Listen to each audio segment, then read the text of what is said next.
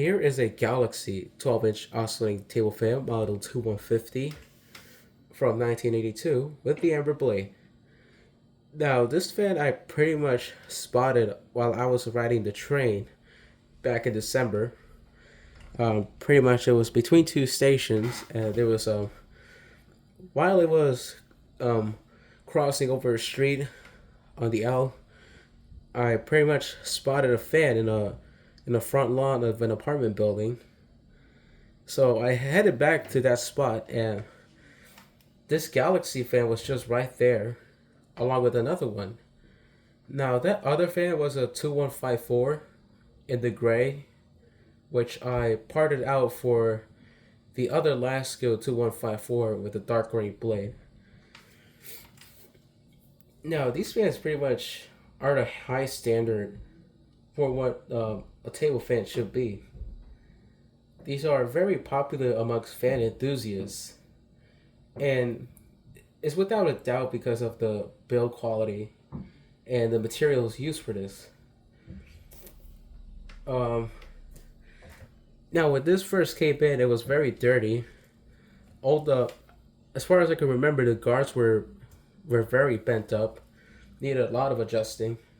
Um, I think there was also the blade cap. The original one was broken off, so I had to replace it with another one. I had a spare on hand, luckily enough. Um, and I guess that was pretty much it. Um, Now, unfortunately, as I was bending the guard back, one of them broke off, so there's a white gap between there, as you can see. But other than that, I'm very impressed with the job I made in cleaning this fan up and making it look like new. The guards are shining. The blade is transparent once again. The base is almost clean. Um, Now there is some wear and tear on the plate itself. Um, it's a very impressive fan. Now, of course, this would be the time that Lasko would pretty much use metal bars for the handle. And this is the time that Lasko had this motor cover design as well. Now, for some reason, there is a burnt spot on this. Not exactly sure what the reason would be. My guess this was sitting next to a lamp for some period of time, and therefore it caused a burn mark on this. I was not able to remove that. Now, I have to make the hole bigger on the place where the oscillator knob is, and that is to pretty much make it a lot more easier to take it off without having to pull the oscillating knob off. Had to take the badge off for cleaning, and then I had to glue it back. But as you can see here, the pitch is very steep. So that will mean that this fan should push a whole ton of air. It's a lot steeper compared to this Lasko 2000 I have on hand as well. Notice the massive difference right there, as you can see. And it's probably why these fans were very popular, even back in the time these started coming out. I'm not impressed with the type of clips used on this. As you can tell, all of them are gone. So I had to use the zip tie for the top, and I had to use pretty much the bread ties for the sides, but it's holding up well at least. What I like, oops, I had a camera stand freak show right there. Now, what I like most about these older Lasko fans is the fact that the tilting mechanism is very smooth compared to the what would come later on, around 83 or something. As you can see here, the tilting action is very smooth, and it pretty much locks into place without any trouble. Unlike these plastic tilting locks, which cause problems with the component itself, You know, sometimes they would not work at all. At least I'm glad that they did not use this at this time either. So, enough with the talking. I'm just going to power this up so here's high.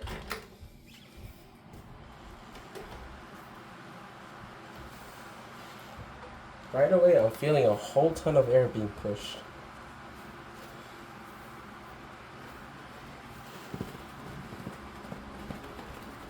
And you know, this fan actually knocks out that Arctic wind I got some time ago. Just look at that airflow. And it's pretty much hurricane levels at this point. For a small little fan like this one, it is absolutely amazing how much air these are able to push.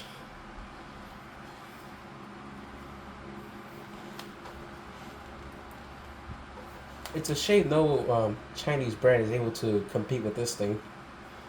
Otherwise, it would be just amazing. Here's medium.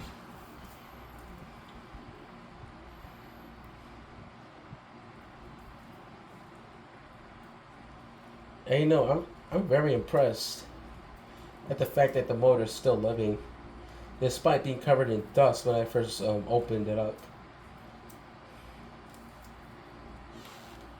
These are very good. These are the best performers out there. This is technically my second lasko desk fan with the acrylic blade, if you count in that Panasonic I had a while ago.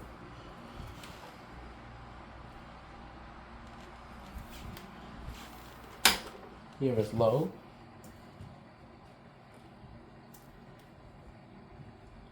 Just absolutely amazing performance right there.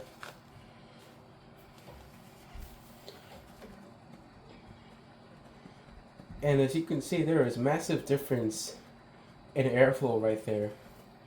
You can pretty much see that the breeze is now more gentle compared to the high speed, which is a lot more turbulent.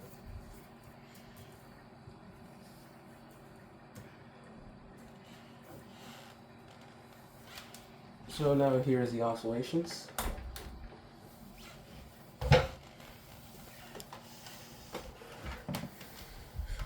Now, compared to the gearboxes that Lasko would start using around, I guess it was 1990, these gearboxes were a lot more effective, and as you can see why. They tend to last a lot longer because the spacing between the teeth, they're bigger. The gears used for the oscillation, they're a lot bigger compared to the ones used in the PSC motors that Lasko uses today.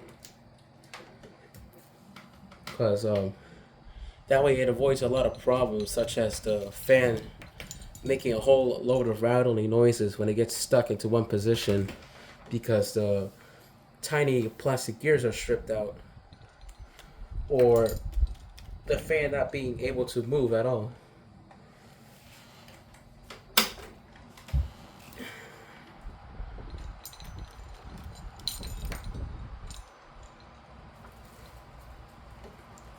And you know, because of that bigger spacing between the teeth, the oscillation is very fast compared to the modern ones, which are pretty much at a gentle pace compared to this one.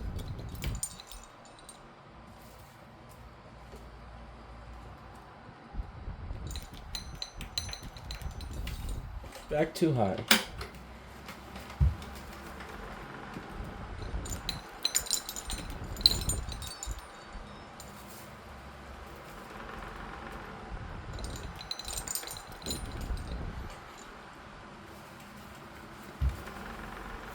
Alright, let's put balance on this.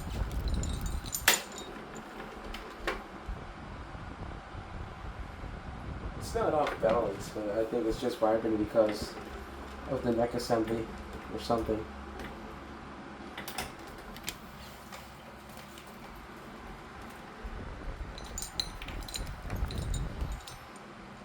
But they're a very good performance nonetheless.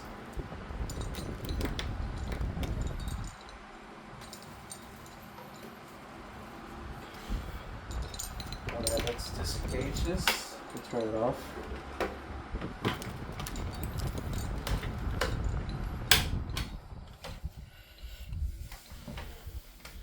And of course, these fans have a very good spin down timing, as you can see here.